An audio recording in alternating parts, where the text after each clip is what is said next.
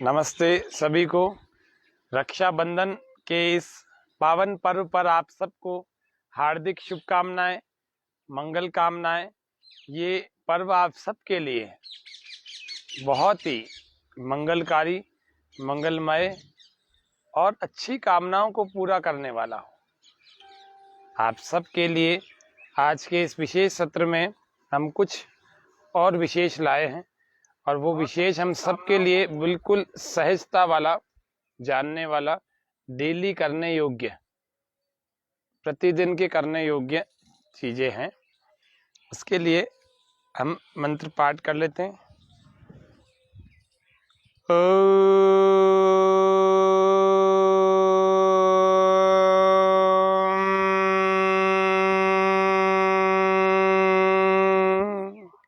सहना भवतु सहनो भुनक्तु सह वीर्यं करवावहै तेजस्विनावधीतमस्तु मा विद्विषावहै।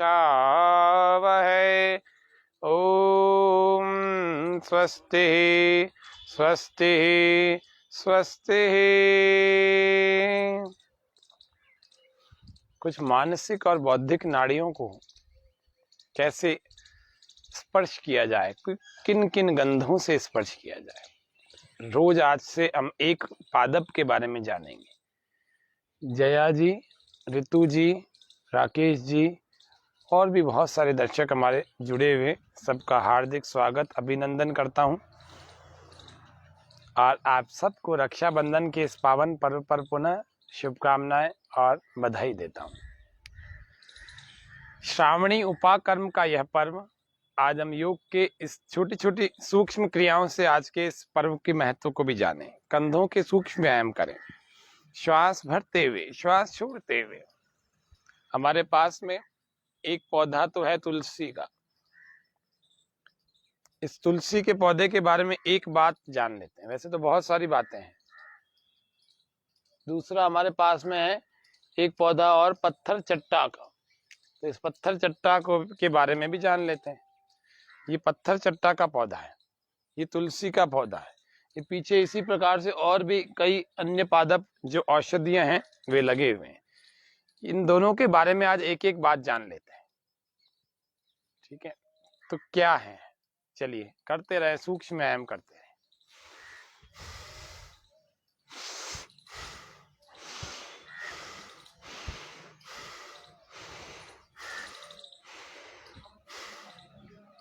करते रहे लगातार, गोल गोल घुमाए। भाव प्रकाश निघंटु, भैषज्य रत्नावली, रसतंत्र सार, ये सब आयुर्वेद के ग्रंथ हैं जिनमें अलग अलग औषधियों का स्वरूप है, बाह्य स्वरूप है, गुण धर्म है और इनके लाभ हैं। कैसा कैसा ये काम करते हैं, कैसी प्रकृति में और कैसे कैसे लोगों पर ये क्या क्या काम करती है। ये पत्थर चट्टा का जो पत्ता है, यदि पथरी वाला व्यक्ति इसको रोज ऐसे 3 से 4 पत्ते रोज इसको धो करके यूं चबा ले, कोई कड़वा नहीं होता, बिल्कुल साधारण सा होता है। इसको पानी से भी ले सकता है। 3 से 4 पत्ते लेने, अभी तो एक का भी मैंने आधा ही तोड़ा है क्योंकि अभी ये धुला हुआ नहीं है, अभी आपके सामने पौधे में से तोड़ा है। पथरी नहीं होगी, है तो निकल जाएगा मूत्र के जरिए टूट टूट कर। श्वास पूरा भर के सिर के पीछे दबाएं, रिवर्स प्रेशर देंगे, कंपन होगा, वाइब्रेशन होगा, उसको फील करें। श्वास अंदर भर के रखें, हाथों को सिर से लगाएं, सिर की तरफ दबाएं और सिर को हाथों की तरफ दबाएं। श्वास छोड़ते हुए हाथों को ढीला छोड़ देंगे, रिलैक्स। फिर से श्वास भरें। पथरी हो गई किडनी में, कैसे निकालें? तो पत्थर चट्टा से निकालें, मूली के रस से निकालें, मूली का रस पी जाएं।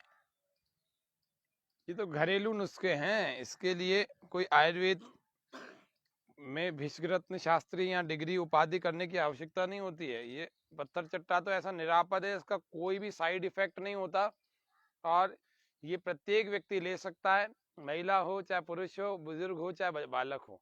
पत्थर चट्टा के 3-3 5-5 पत्ते वो प्रतिदिन इसको पानी से ले सकता है और ये कड़वे भी नहीं होते हैं, वो वैसे भी चबा सकता है, तो पथरी निकल जाएगी।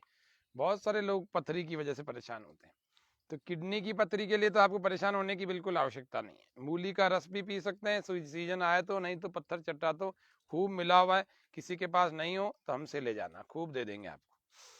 श्वास पूरा भर,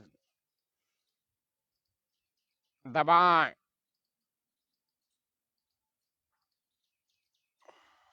श्वास बाहर ढीला छोड़ देंगे, फिर से श्वास भरें राइट साइड से,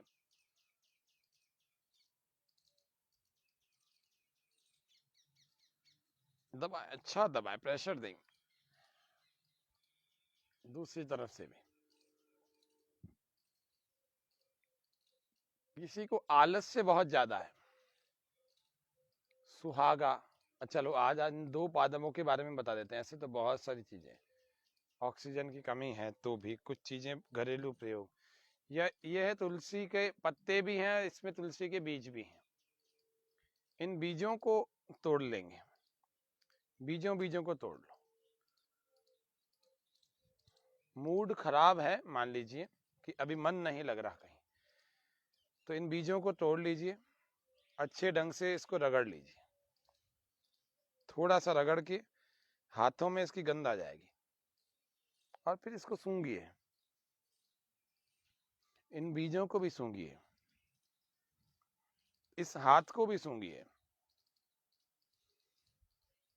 सूंघते रहिए, आपका मूड बहुत अच्छा हो जाएगा। मूड, नींबू के पत्ते होते हैं उनको भी रगड़ करके आप सूंघिए, मूड अच्छा हो जाएगा। जो मानसिक थकान थी वो भी धीरे धीरे दूर होने लगेगी, जो निरुत्साह था, उत्साह की कमी थी, वो भी वापस आ जाएगा। तुलसी के बीजों को और नींबू के पत्तों को, दोनों को ही अलग अलग समय में हम रगड़ करके इनको सूंघ सकते हैं। ये गंध चिकित्सा भी होती है, गंध चिकित्सा के बारे में भी कभी बताएंगे, लेकिन ये गंध चिकित्सा में इसका भी बड़ा प्रयोग किया गया है।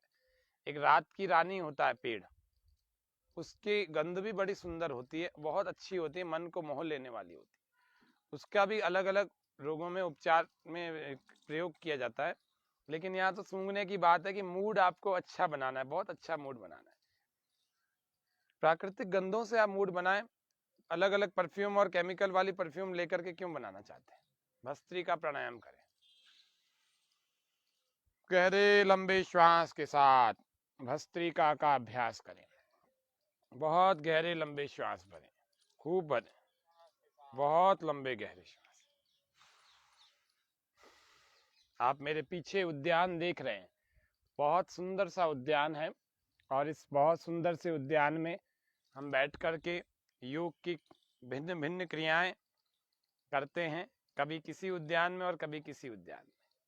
जो लोग, बहुत सारे अभी दर्शक हमारे साथ नए जुड़े हैं, उनको भी बता दूं कि हमारे पास में पत्थर चट्टा का एक पौधा है।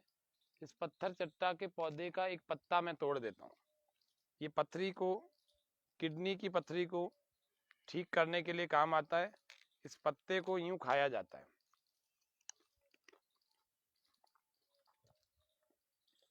पानी के साथ भी लिया जाता है, और होता भी बड़ा स्वादिष्ट है, कड़वा नहीं होता। ये तुलसी के पत्तों की बात की, तो तुलसी की पत्तियों को आपको प्रतिदिन खाना चाहिए, 2 से 5 पत्तियां रोज खानी चाहिए। भस्त्रिका प्राणायाम करते रहें, आपके कैंसर कभी नहीं होगा अगर आपने तुलसी की पत्तियों को खाया तो। रोज 3 से 5 पत्तियों का सेवन करें, कैंसर होने की संभावना कम हो जाएगी, ना के बराबर हो जाएगी। तुलसी पर बहुत प्रयोगात्मक दृष्टि से बहुत काम हुआ है।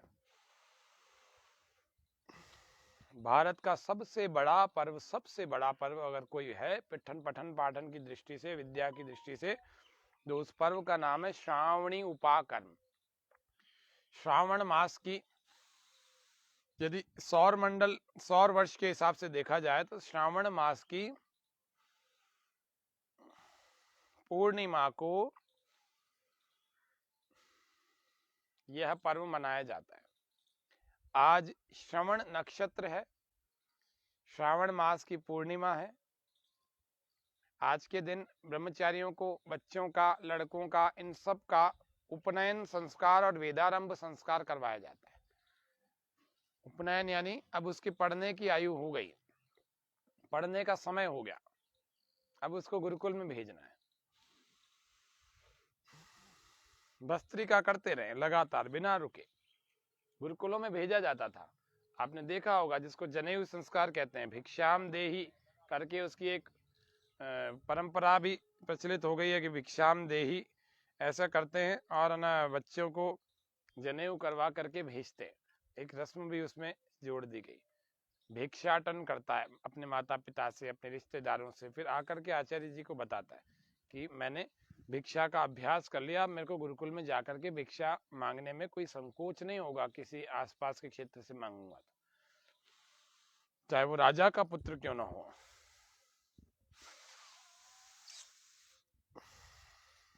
भस्त्रिका करें, नहीं हो रहा हाथों को फैला के करें, मस्ती से करें, बिना चिंता के करें।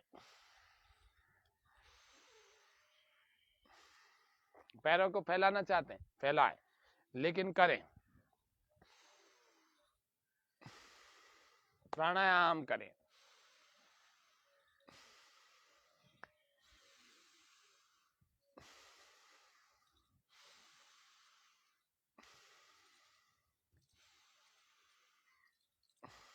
हम सब की जो परंपरा है वह है गुरुकुलों की परंपरा। भारत का शब्द का मतलब ही भा यानी ज्ञान, रत यानी लगे रहना, ज्ञान में लगे रहने वाली परंपरा रही, संस्कृति रही है भारत भूमि की। भस्त्रिका करते रहो, रोकना नहीं, बात सुनते भी रहो। पर्व का त्योहार, पर्व का अवसर है, त्योहार का अवसर है, सुनते भी रहो। पर्व की यौगिक और वैदिक मान्यता को हमें पता होना चाहिए। समय समय पर इसमें बहुत सारी चीजें लोग जोड़ देते हैं। होली में जोड़ दिया, राखी में जोड़ दिया हुमायूं वाली घटना को। वास्तव में ये श्रावणी उपाकर्म इसका नाम था। वेद के पढ़ने का ये दिन है, वेद को प्रारंभ करने का ये दिन है, शिक्षा के प्रारंभ करने का, उपनयन करने का ये दिन है, विद्या के प्रारंभ करने का ये दिन है। इसको कितने हल्के शब्दों में हमने ले लिया।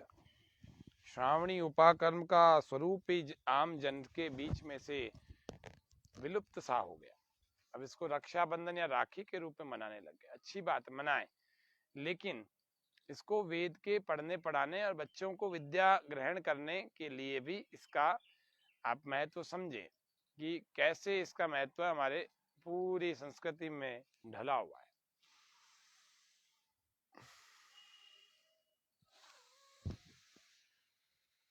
देखो इतना गहरा भरना है कि इसके बाद और नहीं भरा जा सके, इतना गहरा भरना है। देखो ऐसे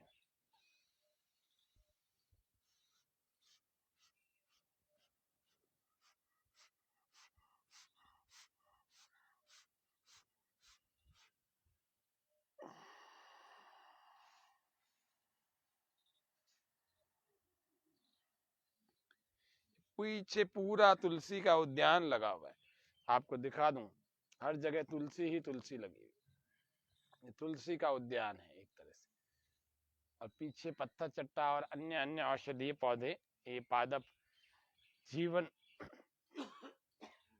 जीवनी शक्ति वर्धक पादप है।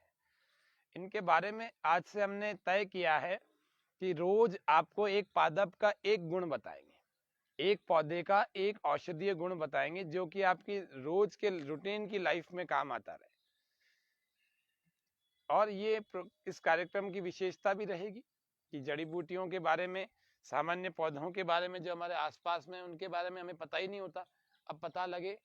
अभी तो और 2 ही पौधे हमारे सामने दिख रहे हैं, तो 2 के बारे में आपको बताया है, तो और भी, लेकिन रोज आपको एक एक के बारे में बताएंगे। एक और है चमेली का। श्वास पूरा भरें, कपाल भाती की तरफ चलते हैं। कपाल भाती नामक शोधन क्रिया करेंगे। कपाल भाती नामक शोधन क्रिया से हमारे फेफड़े बड़े शुद्ध हो जाते हैं, लंग्स बड़े शुद्ध हो जाते हैं। हाँ, कैसे करते हैं? श्वास को पूरा बाहर फेंकते हैं। थक गए करते करते, हाथों को ऐसे ले आओ, सूक्ष्म व्यायाम करो, भुजाओं का, हथेलियों का, कंधों का करते रहो, गोल गोल घुमाओ, अंगूठा मुट्ठियों में बंद करके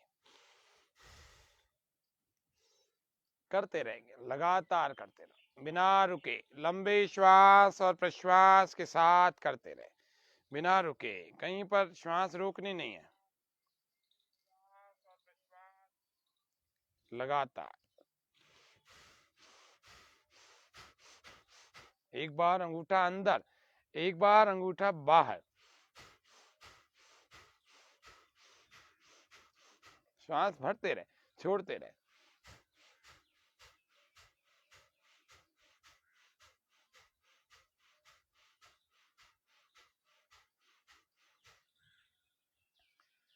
दांतों में दर्द हो तो क्या करें? दाढ़ में दर्द हो तो क्या करें? तो अजवाइन को पानी में भिगो देंगे, उसका पानी तैयार कर लेंगे और उसका पानी तैयार करके उसी पानी को छान करके फिर उसको मुंह में भरें और उसके कुल्ले करें, उसका कुल्ला करने की प्रयास करें, जिससे कि आपके दांतों और दाढ़ों में दर्द यदि है या मसूड़ों में सूजन है वो भी धीरे धीरे कम हो जाएगी। एक दो बार के प्रयोग से ऐसा लगने लगेगा। ज्यादा किसी को है, कपाल भाती करो।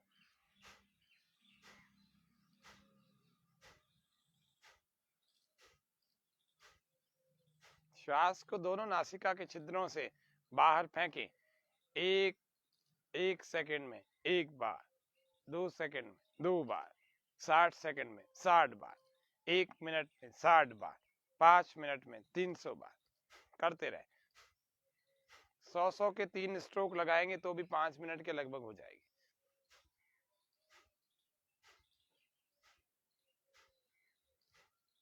पूरे 5 मिनट हो जाएगी, 300 हो जाएगी। 100 के 3 स्ट्रोक।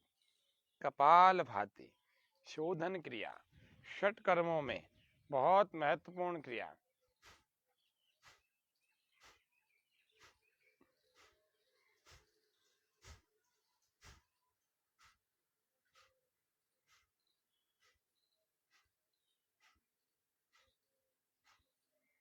करते रहो कपाल भाती।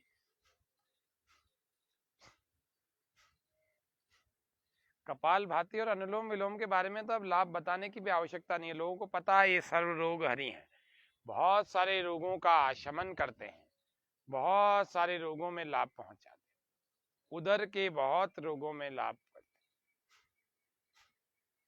पूरी दुनिया में अब तो सिद्ध होने लगा, कर कर कर के लोग देखने लग गए कि कितना फायदेमंद क्रियाएं हैं।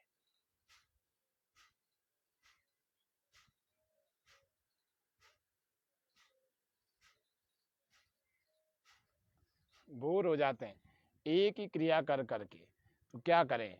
तो बोर ना हो, अपने पैरों को फैला करके आप अपने पैरों के सूक्ष्म व्यायाम करें।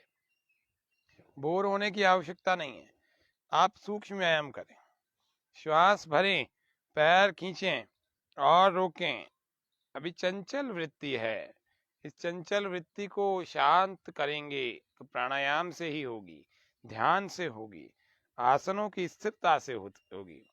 षट्कर्मणा शोधनम च आसनेन भवे दृढ़म, मुद्रया स्थिरता चैव प्रत्याहारेण धीरता, प्राणायामालाघवं च ध्यानात् प्रत्यक्षमात्मनः, समाधिना निर्लिप्तं च मुक्तिरेव न संशयः। षट्कर्मणा शोधनं च आसनेन भवे दृढ़म। ऐसे दाएं और बाएं चलाएं, पैरों के सूक्ष्म व्यायाम, बाइटों की, क्रैम्प्स की, पैर में मोच आने की, ये सब समस्याएं दूर हो जाएंगी, आपकी बहुत सारी समस्याएं दूर हो जाएंगी। कैसे होगी? पैरों की सूक्ष्म व्यायाम करते रहें। पैरों का सूक्ष्म व्यायाम छोड़ना नहीं, किसी भी दिन रोज करना। पैरों में, एड़ियों में दर्द होता है, कईयों को, महिलाओं को भी होता है, कई पुरुषों को भी होता है। पिंडलियों में दर्द होता है, पिंडलियां दुखती रहती हैं। क्या करें? रोज सूक्ष्म व्यायाम करो, ना पिंडलियों में होगा और ना ही एड़ियों में होगा, ना पैरों में होगा। ऐसे पिंडलियां भी खींचती है ना इससे करने से। आप ऐसे खींच करके थोड़ा रोक के रखो, देखो कैसे दर्द गायब हो जाता है। सूक्ष्म व्यायाम, ये हमारे पैरों के, ये हमारे पिंडलियों के और ये हमारे जंघाओं घुटनों के दर्दों में आराम पहुंचाता है। गोल गोल घुमाए। चौथा अभ्यास, पहला ये था, दूसरा ये था, तीसरा एक एड़ी आगे, एक पैर पीछे, एक पैर आगे। चौथा गोल गोल घुमाए, लंबे लंबे श्वास के साथ घुमाए।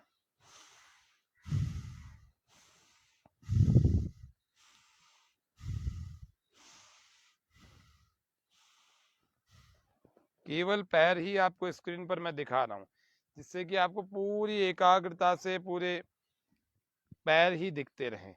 और कुछ भी आपको स्पष्टता से कभी नहीं दिखता तो आप समझ लीजिए कि आपको पैर अच्छे ढंग से, अगर पैर का सूक्ष्म व्यायाम हो रहा है तो वो दिख रहे हैं।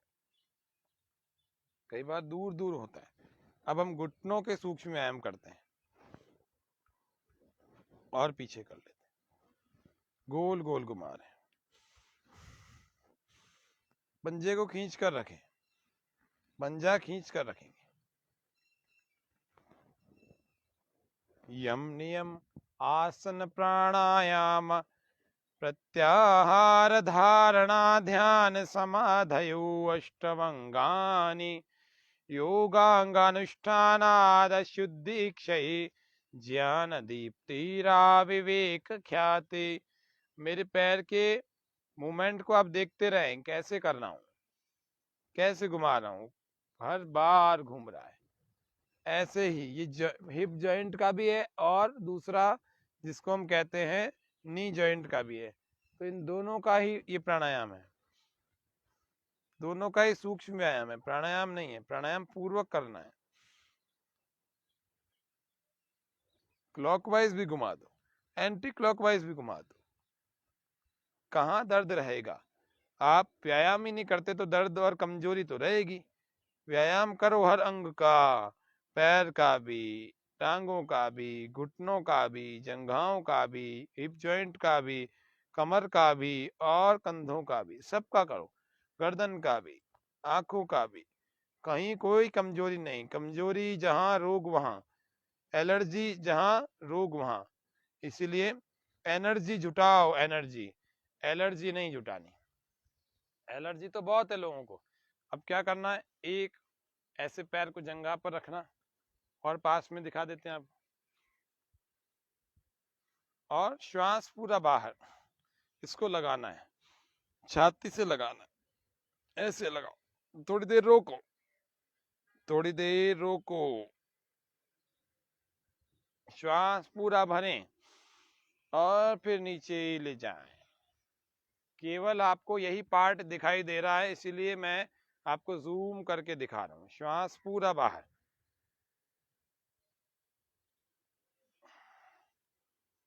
श्वास पूरा भर के नीचे। ये 3-3 5-5 बार करें। कई सारे लोगों से पद्मासन नहीं लग रहा, मेरे पास खूब फोन कॉल्स आते हैं, कईयों के मैसेजेस आते हैं कि इतने दिन में भी हमसे आसन कुछ कुछ लोगों से नहीं लगता। कुछ कुछ से नहीं लगता, बाकियों से तो लग गया, लेकिन अभी भी नहीं लग रहा पद्मासन। तो आपको ये करना, हिप जॉइंट को ऐसा फ्लेक्सिबल बना दो कि सब आसन लग जाए। 32 आसन घेरंड संहिता में कहे। सिद्धम पद्मं तथा भद्रम मुक्तम वज्रम च स्वस्तिकम सिंहम च गोमुखम वीरम धनुरासनमेव च मृतं गुप्तं तथा मात्स्यं मत्स्येन्द्रासनमेव च गोरक्षं पश्चिमोत्तानम् उत्कटं संकटं तथा मयूरं कुक्कुटं कूर्मं तथा चोत्तानकूर्मकम् उत्तान मंडूकम वृक्षम मंडूकम गरुड़म वृषम। चलाएंगे बच्चे की तरह से, ऐसे झुलाओ अपने पैर को, ऐसे घुमाओ और ऐसे चलाओ। चलो चलाओ, स्पीड बढ़ाओ।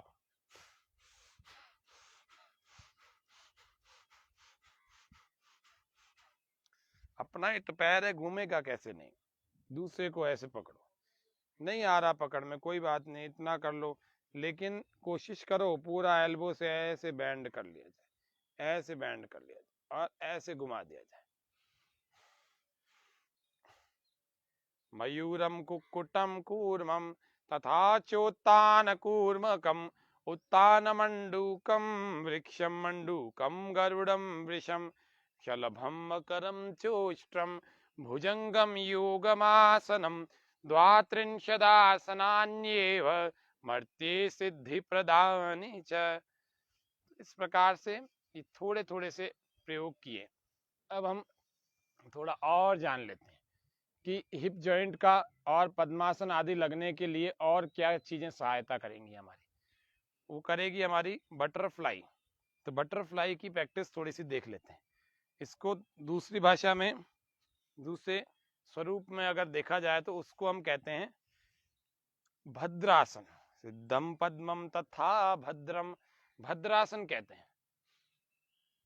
दोनों पैरों को ऐसे मिला लिया और कोशिश किया कि आपको इसको पास में लेके जाना है और पास में अपने, और इसको यूं पकड़ना है। भद्रासन तो वैसे इसको कहते हैं, ऐसे सीधे होकर के इन घुटनों को जमीन से लगा करके और ऐसे बैठ जाए, इसको भद्रासन कहते हैं। और इसी में जब पूरा चलाते हैं, मूवमेंट पूरा करते हैं, तो उसको कहते हैं बटरफ्लाई या तितली क्रिया, तितली आसन, है ना। और पास में दिखा देते हैं, और पास में श्वास पूरा भर के ऊपर, श्वास पूरा बाहर और जमीन से लगाएं।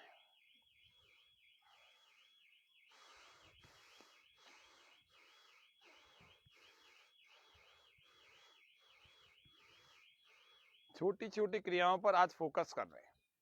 छोटी छोटी क्रियाएं होंगी तो बड़ी क्रियाएं होने लगेंगी। नहीं लग रहा, इतना ही लग रहा है तो कोशिश करो, जोर लगाओ और पैरों को थोड़ा और पास में लाओ और फिर जोर लगाओ। देखो कैसे लगेगा, थोड़े दिनों में लगने लगेगा।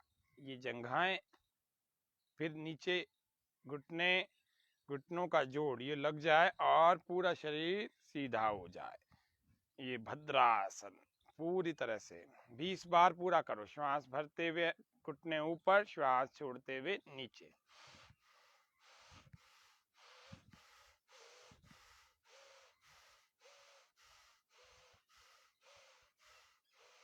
करते रहे।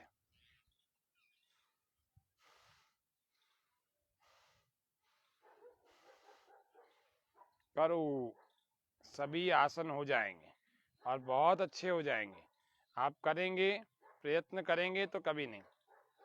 चलते चले जाएं। चरई वैती चरण वै मधुविंदती। देखो ऐसे लग जाता है पद्मासन, एक और फिर दूसरा। अब इस पद्मासन में व्यक्ति उठ भी सकता है, उठ जाता है, और अंदर से उत्थित पद्मासन, ऐसे अंदर से भी कर सकता है।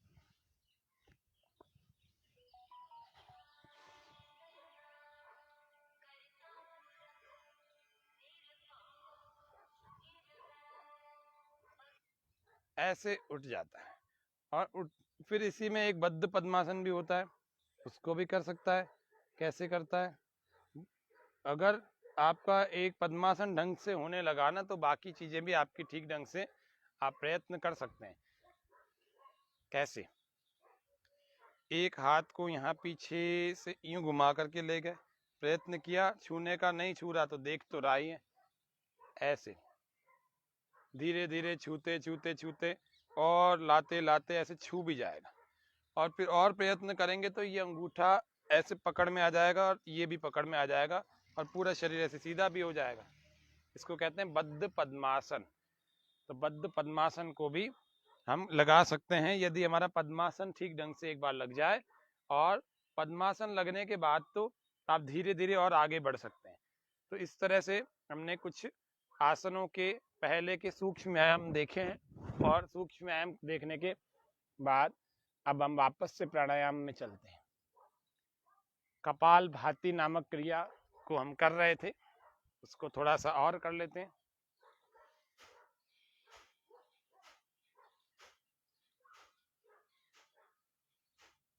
प्रयास करो सुबह सुबह पेट को खाली करने का, नहीं कर पा रहे, पानी पी लो, पानी पी करके थोड़ा टहलो, 1 गिलास, 1.5 गिलास, 2 गिलास, थोड़ा सा अपने सामर्थ्य के अनुसार पी लो। नहीं कर सकते, बहुत भारीपन सा लग रहा है, एसिडिटी है, जलन हो रही है, तो गुनगुना पानी कर लो, और गुनगुने पानी में सेंधा नमक मिला लो, और सेंधे नमक वाला पानी जो है 4 से 5 गिलास पी जाओ। और पीने के बाद ये 2 उंगलियां बीच में डाल करके उल्टी कर दो। उल्टी करने से यहाँ का भारीपन आपका खत्म हो जाएगा। हाई ब्लड प्रेशर वाले और हार्ट की डिजीज वाले ऐसा मत कर लेना, बाकी सब लोग कर सकते हैं। तो उल्टी कर लेंगे, तो उल्टी को कहते हैं वमन धौती, और बागी क्रिया, और जल धौती, और गजकर्णी, और कुंजर या फिर कुंजल, अलग अलग नामों से कहा जाता है। तो ये कर लिया करो, थोड़ा सा हल्कापन लगने लगेगा, भूख भी अच्छी लगेगी, भारीपन भी नहीं लगेगा, यहाँ की जलन भी कम हो जाएगी, कम क्या खत्म ही हो जाएगी। कफ जमा हुआ है तो कफ निकल जाएगा, और क्या होगा, पित्त, प्रकुपित पित्त हो जाता है, आम बनने लग जाता है। तो ये कुंजर करने से सब बाहर निकल जाता है, पीला पीला भी, हरा हरा भी, कफ भी, पित्त भी, सब जितने बिगड़े हुए सब बाहर एक ही उल्टी से बाहर आते। करना आनी चाहिए, कोई बड़ी बात नहीं है, कर सकते हैं आसानी से। कपाल भाती, कपाल भाती करने के बाद पेट के अंगों की मसाज किया करो, श्वास पूरा बाहर।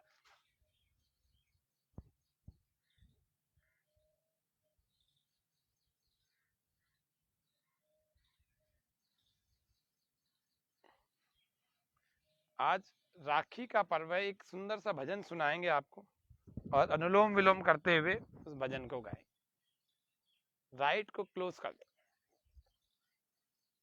और लेफ्ट से श्वास पूरा बाहर। आप करते रहना प्राणायाम, फिर इसी से भरें, धीरे धीरे और लंबा श्वास भरें। आंखें बंद कर लेंगे, कमर सीधी,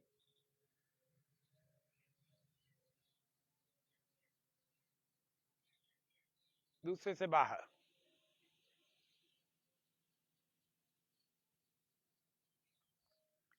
फिर इससे भरें,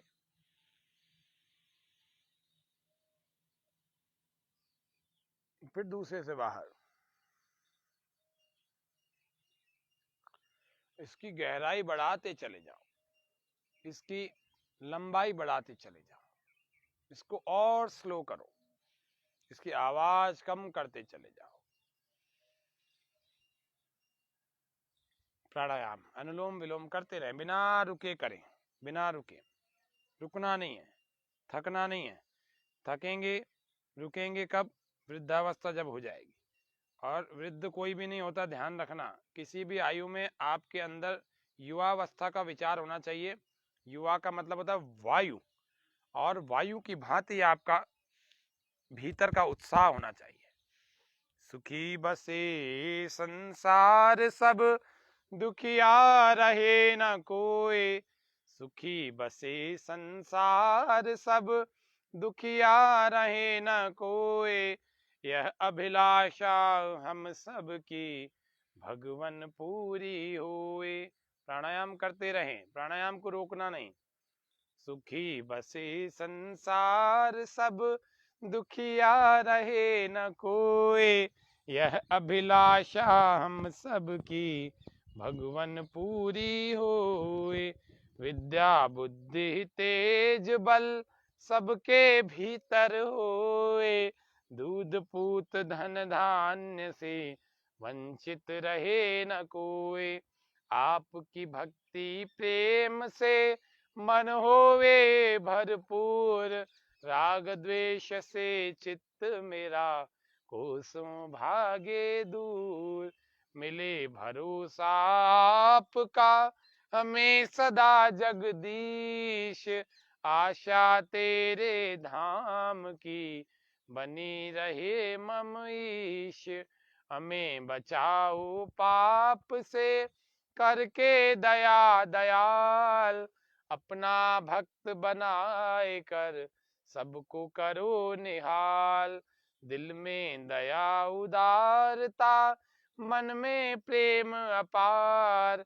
धैर्य हृदय में वीरता, सबको दो करतार। नारायण तुम आप हो, पाप विमोचन हार। क्षमा करो अपराध सब, कर दो भव से पार। हाथ जोड़ विनती करूं, हाथ जोड़ विनती करूं, सुनिए कृपा निधान। साधु संगत सुख दीजिए, दया नम्रता दान। सुखी बसे संसार सब, दुखिया रहे न कोई। यह अभिलाषा हम सब की, भगवन पूरी होए। यह अभिलाषा हम सब की, मेरे भगवन पूरी होए। यह अभिलाषा हम सब की, भगवन पूरी होए। त्वमेव माता च पिता त्वमेव, त्वमेव बन्धुश्च सखा त्वमेव।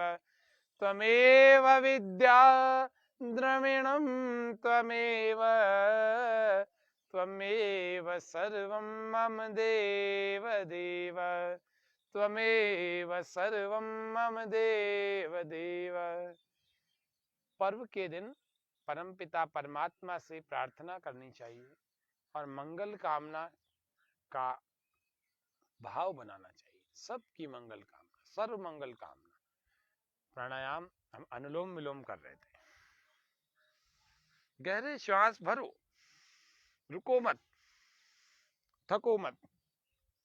चरैवैति चरैवैति चरन् वै, मधुविन्दति चरन् स्वादुम् उदुम्बरं सूर्यस्य पश्य श्रीमाणं यो न तन्द्रयते चरन्। चरैवैति चरैवैति। नाक बंद है, नाक साफ करके आ जाओ, लेकिन प्राणायाम करो, रुको मत। एक बार साफ कर लो, हम आपके नाक का रास्ता खुल जाएगा। ऐसे कर लोगे तो भी हो जाएगा।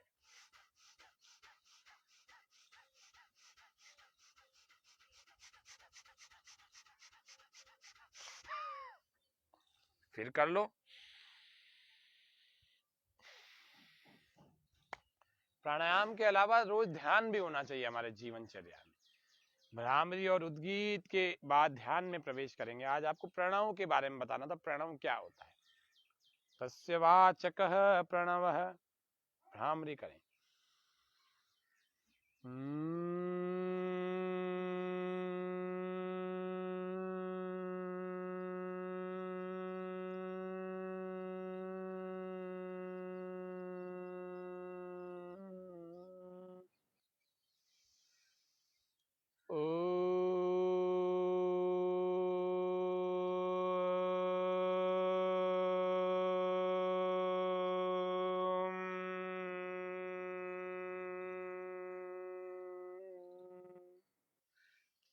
अब आंखें बंद ही रखें। उद्गीत के बाद हाथों को ध्यान मुद्रा में अपने घुटनों पर लगाएं।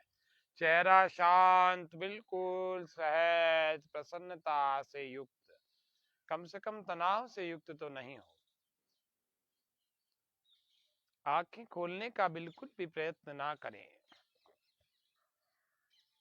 ओम इतिकाक्षरं ब्रह्म तस्य वाचकः प्रणवः तत्त्वमसि श्वेतकेतु प्रज्ञानम् अहम आत्म ब्रह्म शिवोहम शिवोहम। परमपिता परमात्मा का नाम मुख्य और निज नाम को यदि कोई है तो वह ओम है। ओम तस्य वाचकः प्रणव। प्रणव यानी कि ओम से इसका उच्चारण किया जाता है। तो परमात्मा का मुख्य और निज नाम क्या है? ओम है। तो भीतर ही भीतर ओम का उच्चारण करें हम। परमपिता परमात्मा का मुख्य और निज नाम ओम है, तो ओम का उच्चारण मानसिक जप चलता रहेगा। लंबी श्वासें भरते भी रहेंगे और बाहर भी छोड़ते रहेंगे, कमर सीधी रखकर। आंखें बंद करके पूरी श्रद्धा और विश्वास के साथ ईश्वर के मुख्य और निज नाम ओम का स्मरण करते रहे, ओम का जप करते रहे, मानसिक जप कहते विचार भी करते रहे। वह परमात्मा सर्वव्यापक है, विस्लरी व्याप्त, समस्त जीव प्रख्यात प्राणियों का, सभी जड़ पदार्थों का, सभी चेतनों का, चेतनादिकों का वह एक ही स्वामी है। इसीलिए गणपति, गणेश, गणाधिपति कहा। सबकी संख्या का ध्यान रखने वाला, गण संख्या ने धातु से सिद्ध हुआ गणेश अथवा गणपति शब्द। परमात्मा गणपति तो है, गणेश तो है, गण संख्याने के कारण से है। सभी गणों का ध्यान रखता है, सबका पति है, सबका पालन करता है, सबकी रक्षा करता है। गणेश सबका स्वामी भी वही है, गणेश।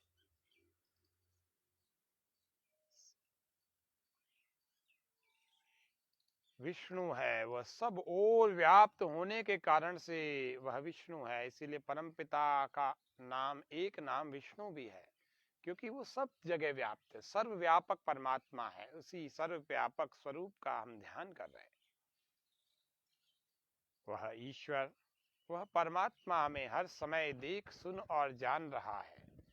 आप अपने मन को बिल्कुल एकाग्र रख लें, पूरी तरह से एकाग्र, एक प्राणायाम के साथ में कर रहे हैं, स्तंभ वृत्ति। आंखें बंद रखें, सुनते रहें, समझते रहें, करते रहें। श्वास को जब जहां का तहां रोक दिया जाता है, जैसा भी है वहीं का वहीं स्टैच्यू, वहीं का वहीं स्थिर कर लिया जाता है, उसको स्तंभ वृत्ति कहते हैं। धीरे धीरे श्वास को अब हम स्थिर कर लेंगे, जहां का तहां रोक देंगे।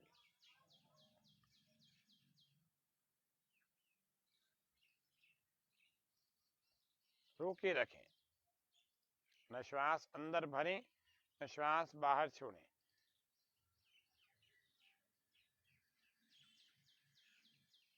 श्वासों पर नियंत्रण करना है, प्राणों पर नियंत्रण करना है तो मन पर नियंत्रण, मन पर नियंत्रण करना है तो प्राणों पर नियंत्रण। दोनों एक दूसरे का सहयोग करने वाली क्रियाएं हैं। सामर्थ्य पूरा हो जाए तो श्वास को सामान्य कर लेंगे। स्तंभ वृत्ति प्राणायाम महर्षि पतंजलि जी ने वृत्तियों को रोकने के लिए बताया। अथ योगानुशासनम, आंखें बंद करके रखें, ध्यान का अभ्यास थोड़ा थोड़ा सा हम जान रहे हैं, कर रहे हैं। अथ योगानुशासनम योगश्चित्त वृत्ति निरोध, ऋषियों के वाक्यों को सुनते रहे। तदा द्रष्टुः स्वरूपेऽवस्थानं वृत्ति सारूप्यमितरत्र वृत्तयः पंचतय्य क्लिष्टा क्लिष्टः प्रमाण विपर्यय विकल्प निद्रा स्मृतयः प्रत्यक्षानुमानागमः प्रमाणानि विपर्ययो मिथ्या ज्ञानमतद्रूप प्रतिष्ठम् शब्द ज्ञानानुपाति वस्तु शून्यो विकल्प अभाव प्रत्ययालंबना वृत्तिर्निद्रा अनुभूत विषय संप्रमोष स्मृति अभ्यास वैराग्याभ्याम तन्निरोध। ये 12 सूत्र योग दर्शन के प्रथम पाद के 12 सूत्र हमने कहे। अभी और भी हैं, बहुत सारे हैं, 195 सूत्र हैं पूरे। योग दर्शन को समझें, महर्षि पतंजलि जी के इतने सुंदर, इतने दिव्य, इतने पावन संदेश को समझे। वो हमारे भीतर आनंद बिखेरना चाहते हैं, वो हम सबके भीतर शांति और संतोष का भाव पैदा करना चाहते हैं। उसके लिए तप करना पड़ेगा, त्याग करना पड़ता है, तप करना ही पड़ेगा। बिना तप के न तपस्विनो योग सिद्धते, न अतपस्विनो योग सिद्धते। बिना तप के अतपस्वी व्यक्ति को कभी भी योग की सिद्धि प्राप्त नहीं होती, लौकिक सिद्धियां भी नहीं प्राप्त हो पाती। इसीलिए न अतपस्वी न योग सिद्ध्यति, योग तो कभी भी अतपस्वी व्यक्ति को, असंयमी व्यक्ति को कभी सिद्ध नहीं हो सकता। संयम सदाचार जिसके नहीं है वह व्यक्ति योग में न ही आए। यदि संयम सदाचार करने का इच्छुक है, उसको लगता है मैं अपनाना चाहता हूं, तो योग में आए।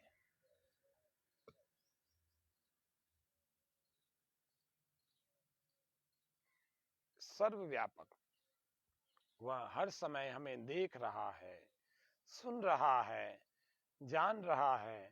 हम किससे छुपा रहे हैं इन गलत कार्यों को, हम किससे छुपा रहे हैं इस द्वेष भरे आचरण को, हम किससे छुपा रहे हैं ये आत्मा के विरुद्ध कार्यों को, किससे छुपा रहे। हे प्रभु, हम सबको पवित्र बुद्धि देना। हे प्रभु, मैं समस्त और विविध दुखों की निवृत्ति के लिए आपकी शरण में रोज आपका ध्यान करने आता हूँ। हाँ, ये बात ठीक है, मेरी एकाग्रता बढ़ी है, मेरे भीतर संतोष आया है, मेरे भीतर पवित्रता आई है, मेरे भीतर सकारात्मकता आई है, मेरा तनाव घटा है। घटा क्या, अब तो तनाव चला ही गया है। हाँ, अब मैं रोज कुछ दिनों से ध्यान कर करके अपने खुद के निकट आने लगा हूं। हाँ, अब मैं लौकिक व्यवहारों में सारा दिन नहीं उलझता, अपने निकट की बातों पर चिंतन करता हूँ। अपने भीतर क्या घटित हो रहा है उस पर विचार करता हूँ। ऐसा आप रोज विचार करें, निश्चित रूप से आपका ध्यान की स्थिति बनने लग जाएगी। और फिर ईश्वर के कुछ नामों पर, सर्वव्यापक, निराकार, सर्व अंतर्यामी, सर्वशक्तिमान अथवा न्यायकारी, दयालु, अजन्मा, अनंत, निर्विकार, पवित्र आदि कई नामों पर आप कभी भी एक नाम को उठा करके उस पर ध्यान कर सकते हैं, एक से अधिक को उठा करके ध्यान कर सकते हैं। ऐसा रोज करें और फिर परमपिता परमात्मा का धन्यवाद ज्ञापित करते हुए, समर्पण करते हुए, कृतज्ञता करते हुए, कृतज्ञता को अभिव्यक्त करते हुए ईश्वर के समीप, ईश्वर के निकट, ईश्वर के प्रति कृतज्ञता हो, समर्पण हो, धन्यवाद हो। और फिर अपने हथेलियों को थोड़ा थोड़ा घर्षण करें, अपनी आंखों पर लगाएं, इनके भीतर से अपनी आंखें पहले धीरे धीरे पहले भूमि पर देखें और धीरे धीरे ही ऐसे खोल करके सामने की ओर आ जाए। इस प्रकार से आज हमने परमात्मा के ध्यान की भी थोड़ी सी स्थिति बनाने का प्रयास किया। मैं सभी स्वामी न्यूज़ के सभी दर्शकों को अपनी ओर से ये संदेश देना चाहता हूँ कि आप प्रकृति की ऐसे कुछ हरियाली वाले माहौल में सुबह सुबह रहें, आपका मन प्रसन्न हो जाएगा। और जिसका मन प्रसन्न हो जाता है तो निश्चित रूप से वह स्वस्थ रहने के लिए आगे बढ़ता है। आप सबको इस रक्षाबंधन के इस पावन पर्व की बहुत बहुत शुभकामनाएं। श्रावणी उपाकर्म का ये पर्व हम सबको संदेश देता है कि हम सबको वेद के निकट चलना चाहिए, हम सबको अपनी आत्मा के निकट जाना चाहिए, हम ईश्वर की उपासना करें, ईश्वर का ध्यान करें। आप बहुत परिश्रम और बहुत सारी ऊर्जा लगा देते हैं लौकिक सांसारिक कार्यों में, यहाँ ये जाना है, बहुत शक्तियां लगाते हैं, बहुत दिमाग लगा देते हैं, बहुत प्लानिंग करते हैं। क्या कभी ईश्वर की उपासना करने की प्लानिंग की क्या आपने? कभी बहुत समय मिलता है, बहुत सारे व्यर्थ के और बहुत सारे ऐसे काम जो कि हमें आत्मिक उन्नति नहीं पहुंचाते, वे भी कर लेते हैं। तो क्या कभी समय खाली मिला तो हमने कभी ईश्वर की उपासना के लिए समय निकाला, ध्यान करने के लिए कभी निकाला कि आज समय है, आज थोड़ा ध्यान कर लेते हैं, आज समय है, आज प्राणायाम ज़्यादा कर लेते हैं, आज समय है, आज योग निद्रा कर लेते हैं, आज समय है, आज ईश्वर के बारे में कुछ चिंतन कर लेते हैं, आज समय है, आज कुछ वेद को और शास्त्र को जान लेते हैं, आज समय है, आज कुछ परोपकार कर लेते हैं, आज समय है, आज किसी दुखी व्यक्ति की सहायता करते हैं। आज मन बना हुआ है, सात्विकता आ रखी है, लेकिन कभी भी ऐसा प्रयास ही नहीं करते। आप करेंगे निश्चित रूप से अपने खुद के निकट आएंगे। और जो व्यक्ति निकट आता है उसी के लिए उपाकर्म का ये त्योहार जो आज है वो उपाकर्म मतलब उप यानी समीप, आ यानी असमंतात पूरी तरह से, और कर्म यानी कार्य, पूरी तरह से समीप आने का कार्य ईश्वर के पास, आचार्य के पास, अपनी आत्मा के निकट जा रहे हैं। मन हमारा अपनी आत्मा के निकट जुड़ने का प्रयास कर रहा है, विद्या के निकट आ रहे हैं। विद्या का पर्व है ये, विद्या का ही पर्व है। तो आप सब इस श्रावणी उपाकर्म के वैदिक और यौगिक महत्व को समझें। ठीक है, रक्षाबंधन आप मना रहे हैं, मनाएं, अच्छी बात है। पवित्र धागों का जो बंधन है वो भी, उस रिश्तों को भी हमें निभाना चाहिए, लेकिन इसके मूल स्वरूप को जाने कि श्रावणी उपाकर्म वास्तव में क्या पर्व है, संस्कृति से विलुप्त नहीं होना चाहिए। और ये सब संस्कृति की रक्षा करना हम सब भारतीय संस्कृति वालों का ही कार्य है। तो आप सबको करना, और ये सब लोग जागरूक हो जाओ। त्योहारों की पावनी परंपरा, वैदिक परंपरा, ये विलुप्त नहीं होनी चाहिए। सबकी जिम्मेदारी है, केवल हमारी नहीं है, केवल गुरुकुल के आचार्यों की नहीं है, केवल गुरुकुल के ब्रह्मचारियों की नहीं है, केवल संस्था वालों की नहीं है। ये सब आम जनता की जिम्मेदारी है, सब भारतीयों की जिम्मेदारी है कि ये अपनी परंपरा आपके साथ जुड़ी रहे, तभी हम सबका कल्याण हो पाएगा। आज के कार्यक्रम में इतना ही। सबको पुनः इस रक्षाबंधन की, श्रावणी उपाकर्म की, इस वैदिक पर्व की बहुत बहुत शुभकामनाएं। सबको धन्यवाद, सबको नमस्ते और सबका आभार। सभी इस स्वामी न्यूज़ के समस्त दर्शकों का भी, स्वामी न्यूज़ परिवार का भी, सबका बहुत बहुत धन्यवाद, आभार। कल फिर मिलेंगे, फिर से नए कलेवर के साथ, फिर 6:30 बजे स्वामी न्यूज़ के इसी फेसबुक लाइव में। तब तक के लिए नमस्ते।